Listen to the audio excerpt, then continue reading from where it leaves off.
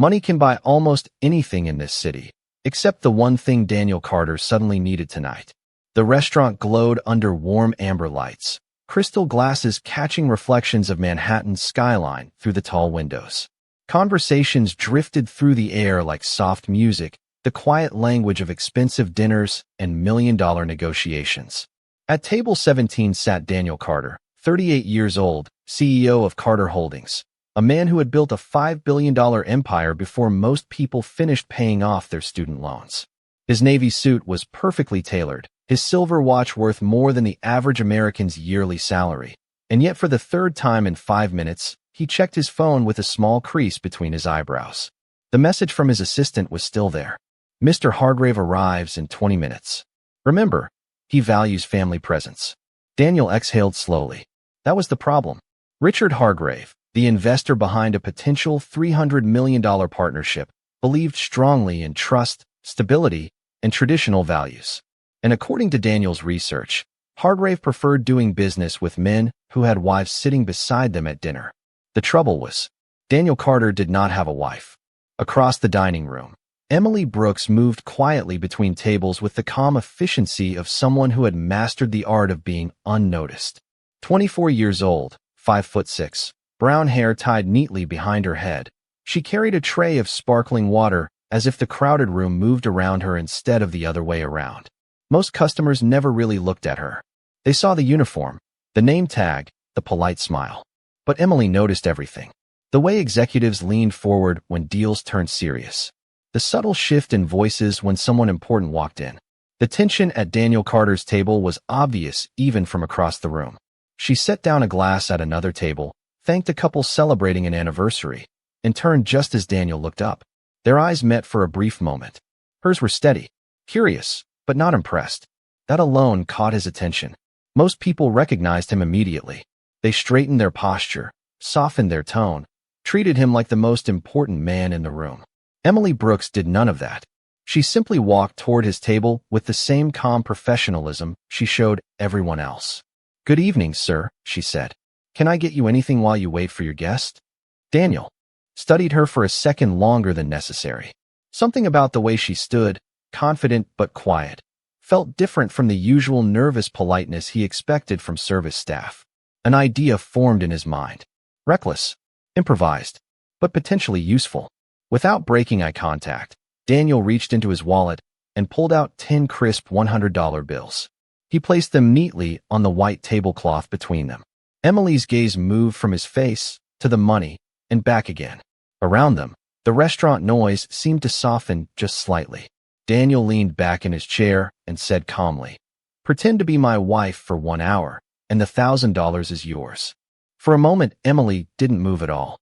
No shock, no excitement, just silence. Then slowly, she picked up the stack of cash, looked at it for a second, and placed it gently back in front of him. When she finally spoke, her voice was soft enough that only he could hear it. "Sir," she said quietly, "wives aren't something you rent." And just like that, Daniel Carter, one of the most powerful men in the room, found himself completely speechless. Daniel Carter stared at the money on the table as if it had betrayed him. For years, that simple gesture had solved problems faster than meetings, faster than negotiations, faster than apologies. Money moved people. Money changed minds. Yet the young waitress standing beside his table had just pushed $1,000 back toward him without hesitation. Around them, the restaurant slowly returned to its usual rhythm, the quiet clink of glasses and low conversations filling the air again. But something in Daniel's expression had changed. Emily Brooks remained calm, holding the small leather order pad against her palm as if nothing unusual had just happened. She did not cross her arms or show offense. She simply waited, professional and patient. Daniel leaned forward slightly, studying her more carefully now. Up close, he noticed details he had ignored at first glance. Her posture was straight but relaxed. Her voice had been soft yet confident, and her eyes had held none of the nervous excitement he usually saw when someone realized who he was. Most people reacted to Daniel Carter with one of two emotions: admiration or calculation. Emily Brooks had shown neither. "You turned down $1,000 very quickly," Daniel said after a moment. His tone was no longer playful. It was curious. Emily glanced briefly at the bills still resting on the tablecloth. "Some things should not have a price tag, sir," she replied. Her voice carried no judgment, only quiet certainty. Daniel sat back again. For a second, he almost smiled, though it was the kind of smile that came when a puzzle appeared in front of him. He had built his company by understanding people, by predicting how they would respond to pressure, incentives, opportunity. Yet this response had not been part of the pattern. Before he could say another word, the front doors of the restaurant opened and a cold breeze from the Manhattan evening slipped into the room. A tall man in his 60s entered with the confident stride of someone accustomed to boardrooms and negotiations. Silver hair, dark overcoat. The hostess greeted him immediately. Daniel recognized him at once. Richard Hargrave had arrived earlier than expected. Daniel's attention snapped back to Emily. "Wait," he said quietly, lowering his voice. "My guest is here." Emily followed his gaze toward the entrance where the older investor was removing his coat and scanning the room. For a brief moment, she seemed to understand the situation without needing further explanation. The tension at Daniel's table. The untouched glass of water. The careful stack of cash. Daniel spoke again, more serious this time. "He believes I am married. It is important for the partnership." Emily looked at him for a long second. Not impressed. Not sympathetic. Just thoughtful. The kind of thoughtful that made Daniel unexpectedly uncomfortable. "And you thought renting a wife would solve that problem?" she said quietly. Daniel did not answer, because the truth was obvious. At the entrance, Richard Hargrave was now walking toward the dining area, his sharp eyes scanning tables. The meeting that could change the future of Daniel's company was only seconds away. Emily picked up the water pitcher from Daniel's table, turning as if she were about to leave and continue her shift like nothing had happened. Then she paused for half a second. "Honesty tends to work better in the long run, Mr. Carter," she said softly. And before Daniel could respond, she walked away toward another table, leaving him sitting alone with $1,000 on the table and the unsettling feeling that the quiet waitress might be the only person in the room who could see straight through him. Daniel Carter remained seated as Richard Hargrave approached, but the confidence he usually carried like armor felt strangely thin tonight. The $1,000 still rested on the table between his hands, a silent reminder that for the first time in years his usual strategy had failed. Across the restaurant, Emily Brooks moved to another table, refilling glasses and taking orders as if nothing unusual had happened. Yet Daniel found his attention drifting back to her again and again. There was something unsettling about the calm way she had dismissed the offer. Not offended, not impressed, just certain. Richard Hargrave reached the table a moment later and extended his hand with the steady confidence of a man who had spent 40 years shaping industries. Daniel stood and greeted him with a firm handshake. "Mr. Hargrave, it is a pleasure to see you again." The older man smiled politely as he took his seat. "Daniel, good to see you as well. Beautiful place. My wife would enjoy a restaurant like this." The words landed heavier than Daniel expected. He nodded and forced a relaxed expression while sliding the stack of cash discreetly back into his wallet beneath the table. "Yes, it is a favorite spot for business dinners." Hargrave glanced around the dining room briefly before looking back at him. "You mentioned in your message that your wife might join us tonight." Daniel felt the briefest pause in his breathing. For most people, it would have been invisible. For a man like Richard Hargrave, it probably was not. Daniel had faced billion-dollar negotiations without hesitation, but this simple question carried a different kind of pressure. For a split second, his eyes moved across the room and landed again on Emily Brooks. She was standing beside another table, calmly explaining the evening specials to a couple celebrating an anniversary. She did not look toward him. She did not acknowledge his situation. Yet the quiet words she had spoken minutes earlier echoed in his mind. "Honesty tends to work better in the long run." Daniel turned back to Hargrave. "My wife will not be joining us tonight," he said finally. The answer felt unfamiliar in his mouth because it contained something he rarely offered in negotiations. Simplicity. Hargrave studied him for a second longer than most people would dare. Then the older man nodded slowly. "Business dinners can be complicated," he said with a small smile. "My wife tells me the same thing about my schedule." The tension at the table softened slightly. At that moment, Emily approached again, carrying 2 glasses of sparkling water.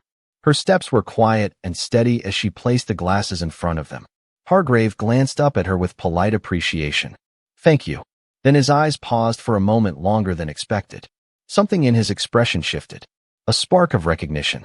"Excuse me," he said gently as Emily turned to leave. She stopped and looked back at him. "Yes, sir." Hargrave leaned forward slightly, studying her face with thoughtful curiosity. "Have we met before?" The question hung in the air between them. Emily remained calm, though her eyes narrowed slightly, as if searching her memory. Daniel watched the exchange carefully, sensing that something unexpected was about to unfold. Hargrave tilted his head as recognition slowly appeared in his expression. "Emily Brooks," he said at last. "If I am not mistaken, you once interned at the Hartwell Legal Fellowship program in Boston." For the first time since the evening began, Daniel Carter saw a faint flicker of surprise cross the quiet waitress's face. For a moment, the entire table went quiet. The soft music in the restaurant continued. Glasses clinked somewhere across the room, and the low hum of evening conversations floated through the air. But at Daniel Carter's table, everything seemed to pause.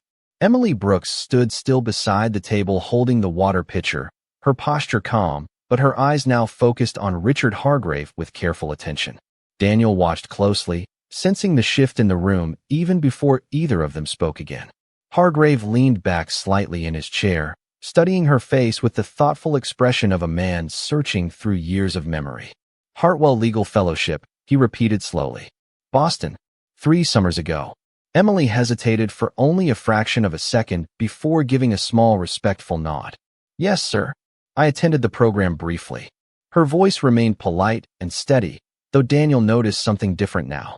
The confidence he had sensed earlier had a deeper foundation than he first realized. Hargrave smiled, clearly pleased that his memory had not failed him. "You were one of the strongest students in that class," he said. "I remember because you challenged one of the senior partners during a contract analysis exercise. Most students were too intimidated to speak up." Emily lowered her gaze slightly, not embarrassed, but modest. "I was fortunate to learn from excellent instructors," she replied.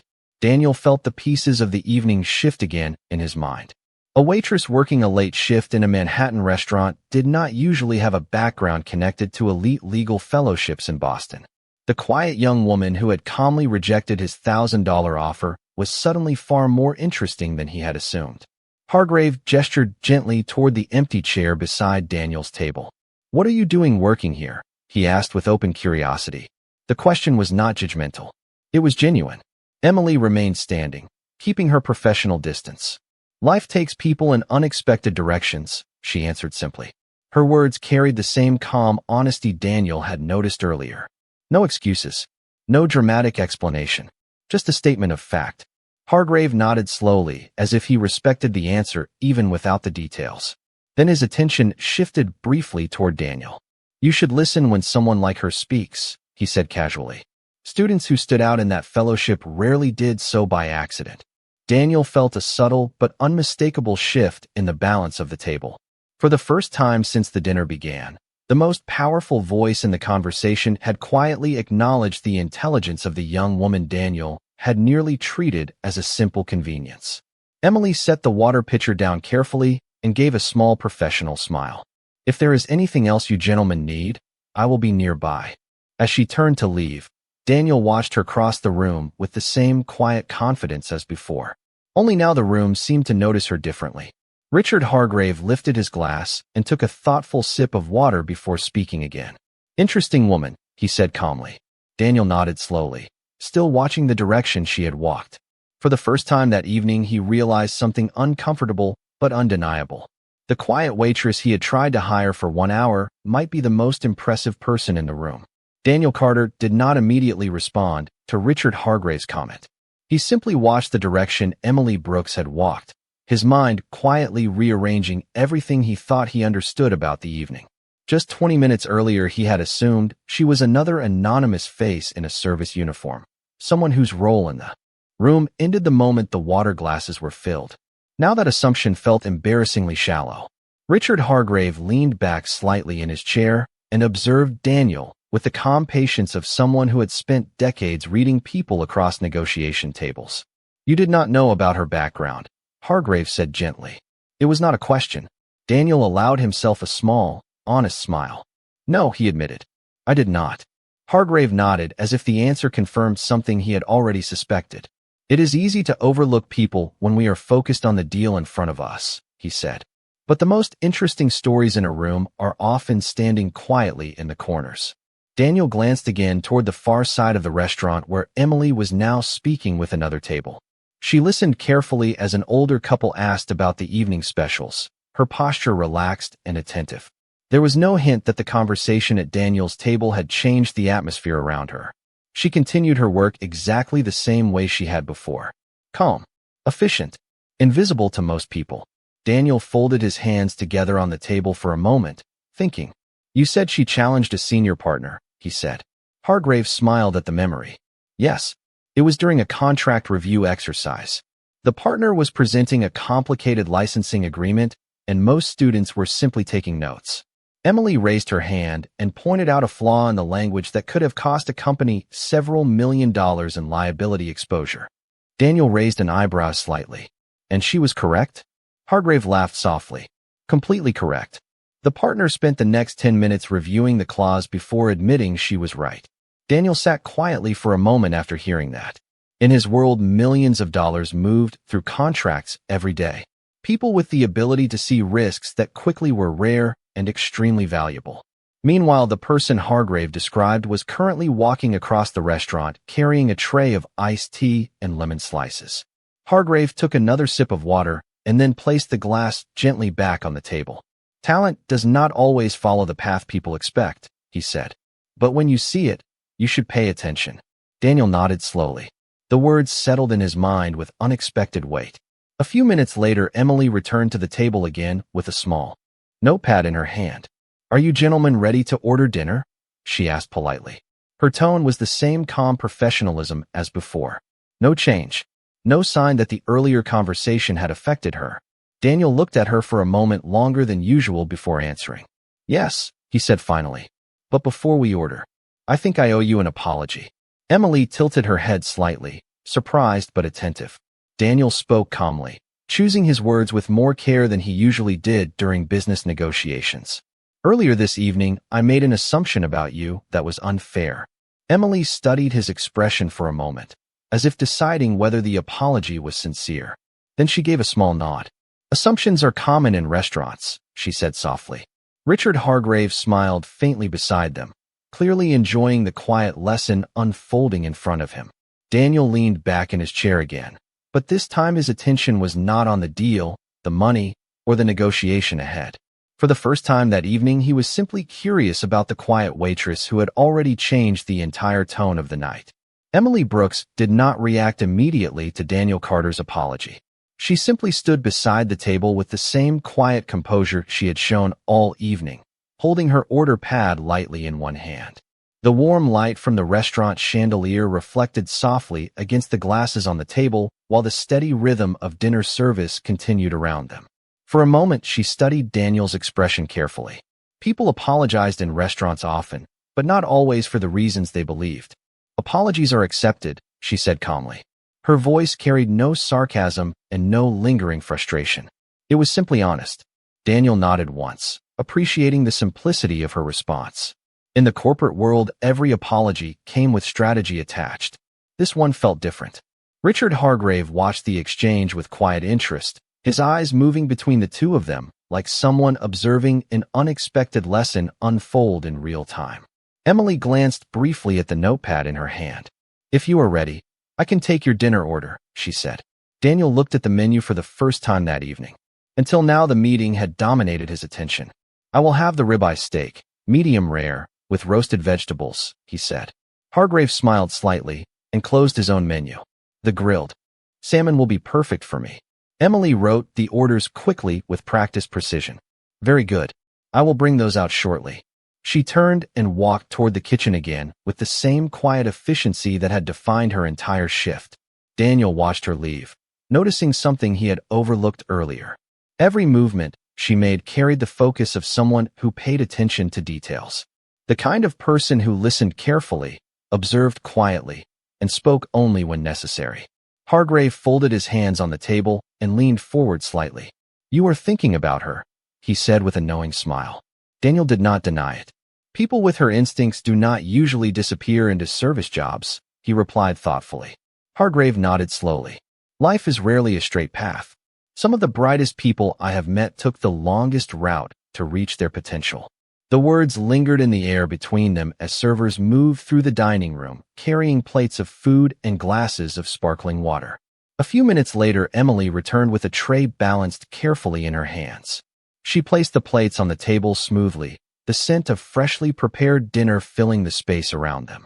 Your ribeye steak, medium rare, she said, setting the plate in front of Daniel. And the grilled salmon. Hargrave thanked her warmly. As Emily adjusted the placement of the silverware, Daniel spoke again, his voice quieter now. Emily, he said. She looked up. Yes. Daniel hesitated for a brief second before continuing. Earlier you said honesty works better in the long run. Emily nodded once. It usually does. Daniel gave a small, thoughtful smile. Then let me try it properly this time. Hargrave raised an eyebrow with interest as Daniel continued. I am about to negotiate a partnership that could change my company's future. And strangely enough, the most valuable advice I have heard tonight did not come from my legal team or my executives. Emily remained silent, waiting for him to finish. Daniel leaned slightly forward, speaking with genuine curiosity rather than authority. It came from a waitress who refused $1,000. For the first time that evening, the smallest hint of amusement appeared in Emily Brooks's eyes. Emily Brooks allowed that small hint of amusement to linger for only a second before her professional composure returned. She adjusted the napkin beside Daniel Carter's plate with calm precision and stepped slightly back from the table. The restaurant around them continued its quiet rhythm, waiters moving between tables, soft music floating through the air, the steady glow of evening conversations filling the room. Yet something about the atmosphere at Daniel's table had changed. Richard Hargrave rested his hands lightly beside his plate, clearly enjoying the unexpected direction the evening had taken. Wisdom sometimes appears in surprising places, he said with a gentle smile. Emily gave a polite nod, but did not seem particularly interested in the attention. Experience teaches people to observe before speaking, she replied softly. Daniel looked up at her with genuine curiosity, now rather than the casual authority he carried earlier in the evening. Then perhaps you have an observation about the conversation we are about to have, he said. Emily hesitated slightly, clearly aware that stepping into a business discussion between two powerful executives was not part of her job description. I am only here to serve dinner, she said carefully. Hargrave chuckled quietly. And yet you already improve the honesty at this table more than some corporate consultants I have hired.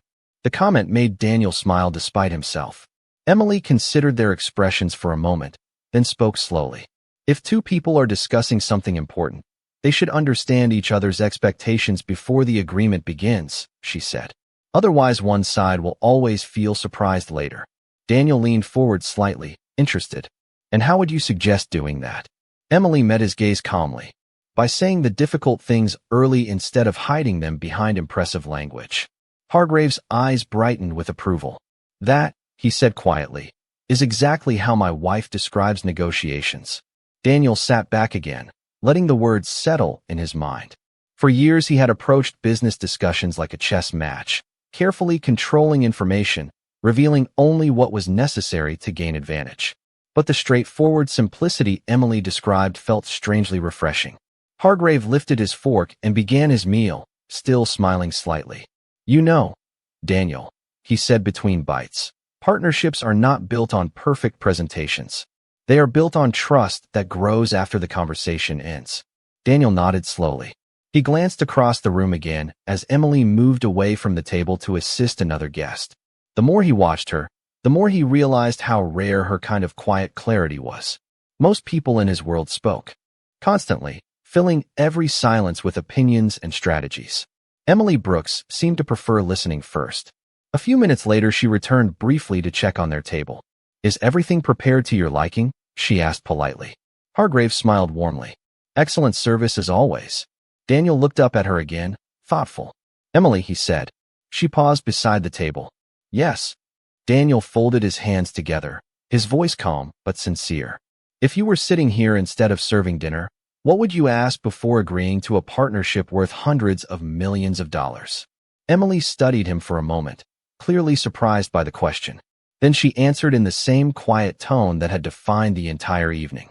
I would ask whether both people are trying to win the same future, she said. Because if they are not, the numbers will never solve the problem. For several seconds, neither Daniel nor Hargrave spoke. The only sound was the soft clink of silverware against plates. Then Hargrave nodded slowly with unmistakable respect. That, he said calmly, might be the most intelligent thing said at this table tonight. Emily Brooks did not linger after speaking. She simply gave a polite nod and stepped away from the table again, leaving her quiet words behind like a stone dropped into still water. For several seconds, Daniel Carter and Richard Hargrave remained silent. The restaurant around them continued with its gentle evening rhythm, but at table 17 the conversation had shifted into something deeper than business strategy. Hargrave set his fork down slowly and leaned back in his chair, studying Daniel with thoughtful eyes. You asked her the right question, he said calmly. Daniel exhaled quietly and glanced toward the far side of the dining room, where Emily was now refilling a coffee cup for another guest. She moved with the same steady focus she had shown all evening, never seeking attention, never raising her voice. Yet somehow the entire direction of the night had changed because of a few quiet sentences. I built my company by analyzing numbers, Daniel said after a moment. Risk percentages, market forecasts, investment returns.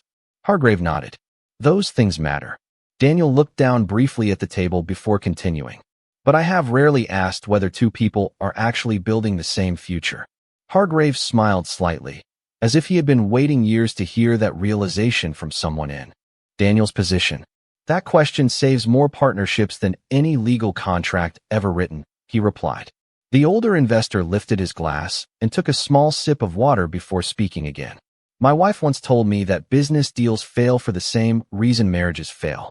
People focus on the agreement instead of the direction. Daniel allowed himself a quiet laugh. That sounds like advice worth remembering. A few minutes passed while they continued their dinner, the tension that had once filled the table now replaced by a calmer conversation about long-term goals, leadership philosophies, and the future of the industries they worked in. It was the kind of honest discussion that rarely happened during formal negotiations.